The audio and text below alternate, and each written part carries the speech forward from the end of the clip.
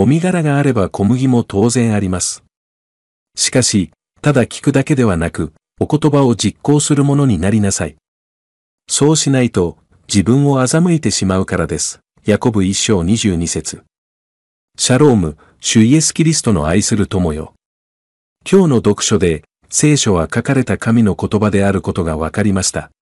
神の言葉は、私たちが霊的な必要を満たすための指針として役立ちます。しかし、残念なことに、それを最終目標にするということは、聖書を何十回も読んだことに満足し、それを誇りにさえ思うことを意味します。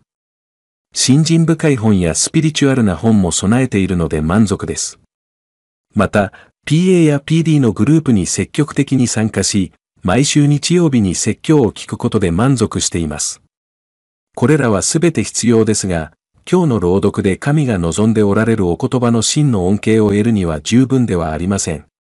聖書を読み、聞き、研究することが最初のステップです。そこで立ち止まると、聖書の知識が増えるだけです。お言葉の指示に従って完成させなければなりません。これは私たちがそれに従い、それを日常生活に適用する必要があることを意味します。ヤコブ1章22節から25節。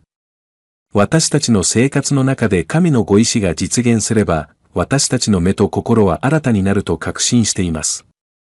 私は、インターネットソリューション、インソルのクリスチャン・スハルト氏を、時代を超えた美しい家族、ケシア、バハテラカ氏に同行し、次の称賛を伝えるために招待します。私の目はあなたに向いています。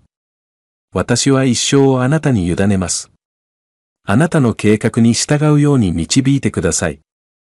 あなたの王国を拡大するために。父よ、私はあなたの御心に従いたいと思います。私はいつもあなたを喜ばせたいと思っています。エジプトで首相になったユスフの話は非常に有名です。エジプトが飢餓に見舞われた時、ヨセフは納屋からも身柄をナイル川に投げ込みました。殻は水の流れに沿って遠くまで漂い、遥か下流の川岸に住んでいた人々がそれを見ることができました。彼らにはもみ殻しか見えませんが、それはどこかに小麦がたくさんあることを意味します。浮遊するもみ殻を見たとき、彼らは、もみ紙が投げ込まれた場所を探しに行くのに十分な力があれば、きっと豊富な穀物を見つけることができると確信しました。まあ、小麦の供給があることを示すもみ殻のように。同様に、私たちは小麦、つまりキリストの言葉によって変えられた人生を見つけるでしょう。それは、読書、瞑想、霊的な本を読んで、PA や PD に従った後に、私たちの生活に適用するものです。それを自分の生活に適用しなければ、私たちは間違いなく聖書を知っているだけの人になってしまいます。アーメン。今日のインスピレーションであるキリストの言葉は、私たちに知識を与えるだけでなく、人生の再生という変化も与えます。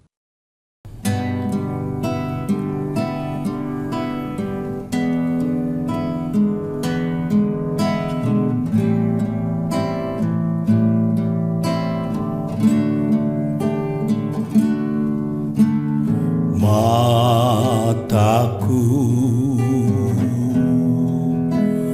tertuju padamu,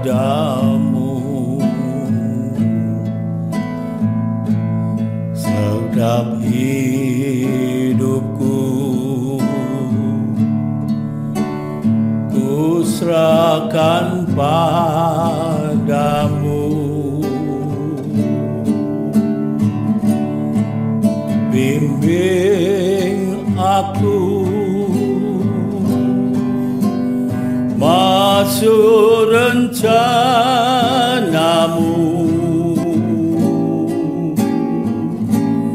untuk membesarkan kerajaanmu.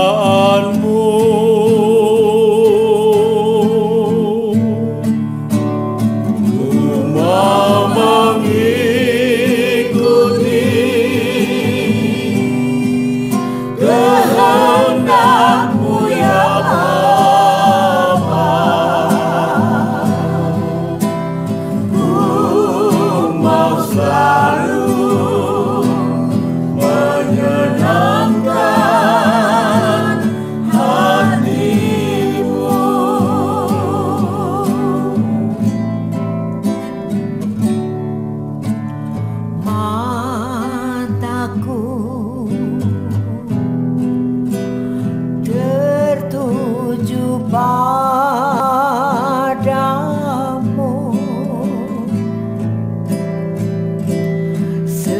segenap hidupku ku serahkan padamu.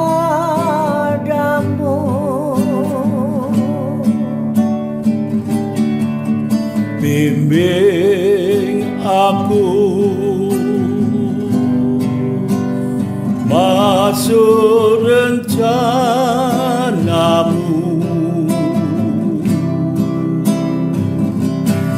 untuk